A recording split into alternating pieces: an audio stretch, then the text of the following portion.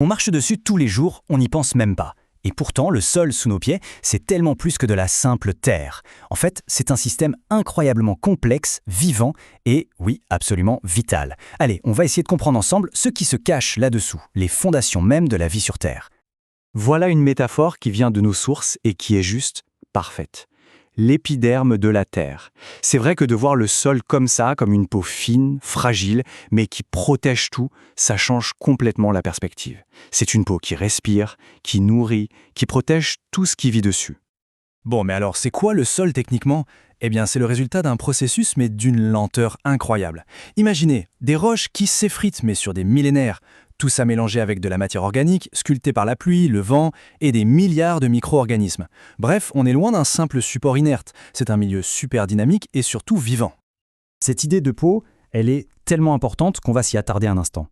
Parce que voir le sol comme un épiderme, c'est aussi prendre conscience qu'il est considéré comme une ressource non renouvelable à notre échelle.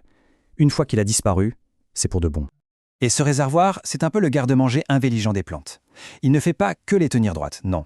Il stocke et il distribue l'eau, les nutriments, pile au bon moment. Sans ce service de livraison à domicile, la plupart des plantes qu'on connaît n'existeraient tout simplement pas. Bon, maintenant, voyons ce que le sol fait concrètement. Et franchement, la liste est impressionnante. On peut vraiment parler de super-pouvoir, parce que ces fonctions sont vitales aussi bien pour les écosystèmes que pour nous, les humains. Quand on regarde cette liste, on se rend compte de sa polyvalence incroyable. Le sol, c'est à la fois une usine de recyclage, un filtre à eau géant, un régulateur pour l'atmosphère et un HLM pour des milliards d'organismes. C'est le moteur silencieux de tous nos écosystèmes. Et là, on voit parfaitement comment ces fonctions se traduisent en services directs pour nous. Notre agriculture, la qualité de notre eau potable, la régulation des inondations et même les fondations de nos maisons. Tout, absolument tout, dépend de la bonne santé des sols. Il est littéralement le socle de notre civilisation. Maintenant qu'on a bien compris son importance, on va le décomposer. On va plonger à l'intérieur de cet épiderme pour voir ses composants de base. Concrètement, il y a quoi dedans? La réponse se trouve dans ce qu'on appelle l'analyse granulométrique. C'est un peu comme si on regardait la carte d'identité de toutes les petites particules qui composent le sol. Ok, ce tableau, il nous montre comment on classe tout ça. En gros, on met de côté les gros trucs, les cailloux, les graviers, et on se concentre sur ce qu'on appelle la terre fine. Et c'est là que ça devient fascinant. Regardez bien l'échelle. Un grain de sable grossier, ça peut être jusqu'à 1000 fois plus gros qu'une particule d'argile. 1000 fois! C'est cette différence de taille complètement dingue qui va absolument tout changer. Alors concentrons-nous sur les 3 stars de la terre fine, le sable, le limon et l'argile. On peut vraiment dire que chacun a sa propre personnalité, ses forces, ses faiblesses. Et c'est leur mélange qui va donner son caractère unique à chaque sol. On commence avec le plus costaud, le plus connu, le sable.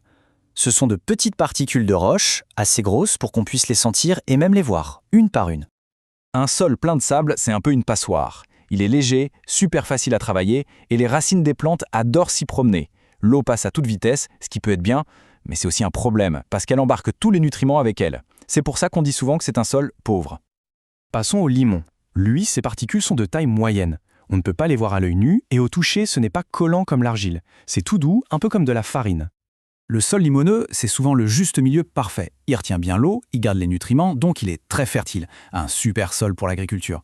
Mais c'est aussi le plus fragile. Il se tasse très vite et le vent ou l'eau peuvent l'emporter facilement. C'est un vrai trésor, mais il faut en prendre soin. Et on termine avec le plus petit, mais peut-être le plus influent des 3, l'argile. Ces particules sont microscopiques. Elles ne viennent pas de la roche qui s'effrite, mais d'une transformation chimique beaucoup plus complexe. L'argile, c'est un peu le personnage à double visage. D'un côté, c'est la championne pour retenir l'eau et les nutriments. Chimiquement, c'est une mine d'or. Mais physiquement, ça peut être un enfer, collant et imperméable quand c'est mouillé, dur comme du béton quand c'est sec. En fait, tout dépend de son état.